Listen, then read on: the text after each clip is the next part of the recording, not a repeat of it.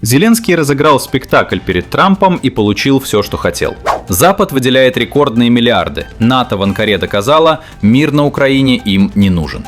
Львов восстал против ТЦК. Толпа пошла против власти. В Пентагоне заговорили об уходе Зеленского. Счет пошел на месяцы. Приветствую всех. В сегодняшнем выпуске ключевые новости дня. То, что осталось за кулисами, ищите в нашем телеграм-канале. Ссылка в описании. Лайк, подписка и начинаем. На полях саммита НАТО в Анкаре Дональд Трамп и Владимир Зеленский вышли к журналистам вместе. И глава Киева сыграл свою партию мастерски. По сути, на глазах у всего мира Зеленский провернул то, что можно назвать классическим обманом. И добился именно того, чего хотел. Пока украинские военные на передовой открыто говорят о катастрофическом провале, Зеленский заявил прессе, что инициатива на фронте якобы уже перешла к Киеву. Я думаю, что сейчас инициатива перешла к нам не полностью, но перешла. Поэтому мы теперь контролируем поле боя.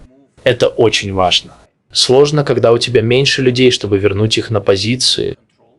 Но мы нашли другой способ сделать это. Перекрыть логистику для их армии. Речь идет об оружии, бензине, дизеле, без больших человеческих потерь. В этом, кстати, и заключается разница между нами и Россией. Как вы думаете, Трамп действительно не в курсе реального положения на фронте? Или ему просто выгодно подыграть? На самом деле расчет Зеленского оказался верным. Трамп благосклонно отнесся к этим словам и объявил о шаге, которого Киев добивался месяцами – лицензии на самостоятельное производство систем ПВО «Патриот» прямо в Европе. Но одна из тем, о которых, я думаю, мы сегодня поговорим, это то, что нам только что шепнула на ушко одна птичка. О том, что мы дадим им право производить «Патриоты». Мы покажем им, как это делается. На самом деле это очень сложно, но вы быстро разберетесь. Но одна из тем, о которых мы поговорим, это то, что мы дадим вам лицензию на производство патриотов. Это же круто, правда? Так вы не сможете жаловаться, что мы даем вам недостаточно. Я говорю, производите сами. По сути, спектакль сработал. Зеленский вышел из зала не с пустыми руками, а с конкретным обещанием технологий и производства. При этом Трамп в очередной раз подчеркнул, что его цель не затягивание конфликта, а масштабное мирное соглашение. И выразил уверенность, что обе стороны к нему готовы. Он хочет добиться урегулирования. И я думаю, президент Путин тоже хочет добиться урегулирования. Обычно это означает урегулирование, но кто знает. Это сложный вопрос. Американский лидер добавил, что его многолетний опыт заключения сделок поможет завершить конфликт в кратчайшие сроки. По его словам, он чувствует, чего хотят стороны. И кажется, это единственное, чем я занимался всю свою жизнь. Я заключал сделки. В конце концов, это и есть сделка. И это то, что я делаю. И делаю хорошо. Я знаю, когда люди хотят заключить сделку. Я думаю, он хочет заключить сделку. И мне кажется, что президент Зеленский хотел бы вернуться к восстановлению своей страны. В итоге все сходится в одну точку. Зеленскому мир не выгоден в принципе.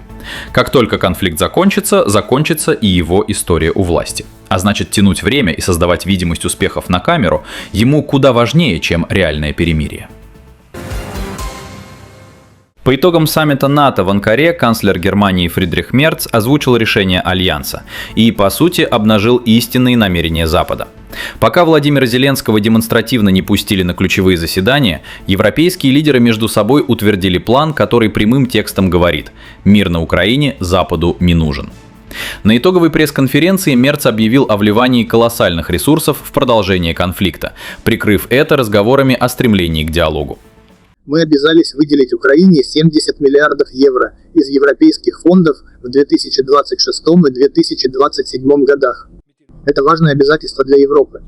Германия выступает в роли самого решительного сторонника Украины. Мы не хотим разжигать войну. Я еще раз говорю об этом всем гражданам Германии, которые, возможно, не до конца понимают, что мы делаем это не для того, чтобы разжечь войну, а для того, чтобы положить ей конец и с необходимой настойчивостью стремимся усадить президента Путина за стол переговоров. Я уже говорил об этом и хочу повторить. Украина не только защищает свою свободу от российской агрессии, но и одновременно защищает нашу свободу. И постепенно Кремлю должно стать ясно, что Россия не добьется своих военных целей. Как вы думаете вообще, кто-то на Западе хочет мира на Украине? Напишите фамилию, кто, по вашему мнению, может повлиять на всю ситуацию. На самом деле за формулировкой принуждения к миру скрывается совсем другое. Людям пытаются внушить, что путь к прекращению огня лежит через новые закупки вооружений и продолжение боевых действий. По сути, это признание провала. Многолетняя стратегия Запада не сработала, но признавать это открыто никто не готов. Расчет НАТО строится на надежде нанести России стратегическое поражение на поле боя. Но любой трезвый анализ показывает, это невозможно в принципе, ни экономически, ни военно-стратегически, если учитывать масштаб экономики и ядерный статус Москвы.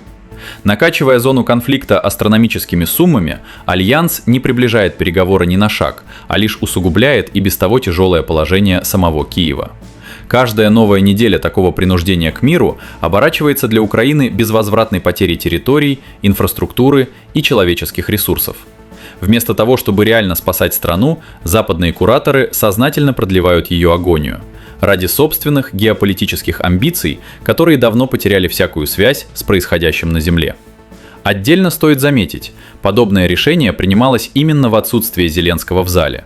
То есть даже формального украинского голоса при определении суммы и условий этой помощи не было, решали за него. В итоге все встает на свои места. Пока в Анкаре громко говорят о мире, деньги совершенно осознанно идут на войну. И это не случайность, это выбор, сделанный сознательно. Терпение украинского народа лопнуло.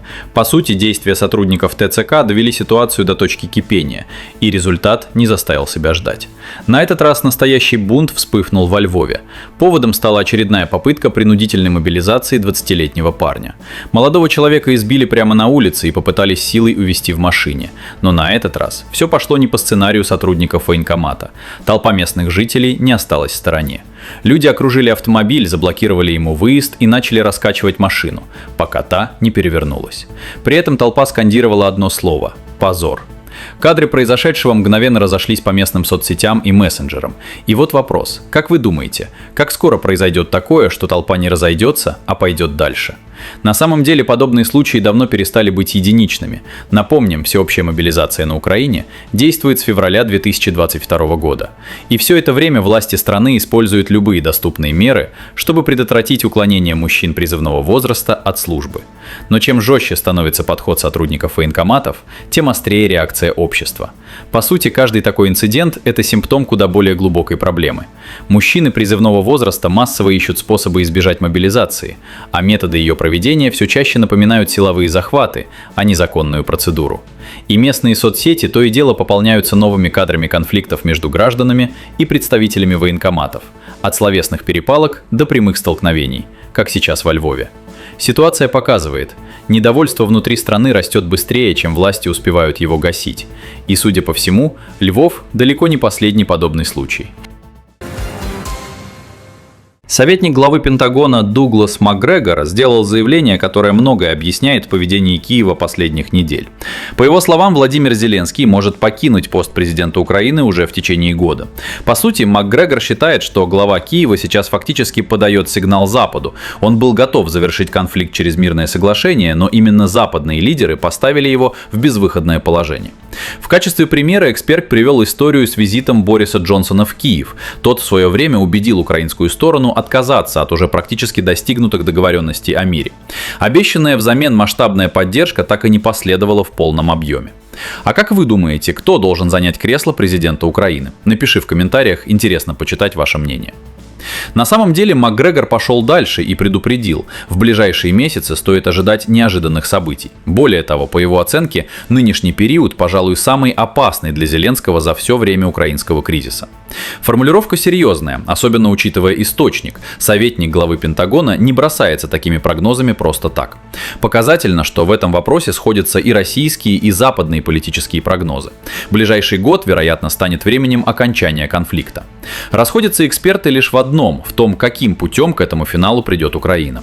Одни говорят о военном истощении и кризисе государственности, другие о вынужденных мирных переговорах под давлением обстоятельств. По сути, вопрос уже не в том, закончится ли конфликт в обозримом будущем. Вопрос в том, при каком именно президенте Украина к этому финалу подойдет. И останется ли Зеленский у власти к моменту, когда придется подписывать итоговые документы. Вот, собственно, весь расклад на сегодня. Зеленский в Анкаре разыгрывает уверенность и рассказывает про перехваченную инициативу, хотя фронт говорит совсем другое, и мир там нужен ему в последнюю очередь. Мерц тем временем озвучивает рекордные транши на продолжение конфликта, называя это дорогой к переговорам, хотя деньги идут именно на войну. Пока в верхах играют дипломатию, во Львове толпа уже сама выносит свой приговор системе мобилизации.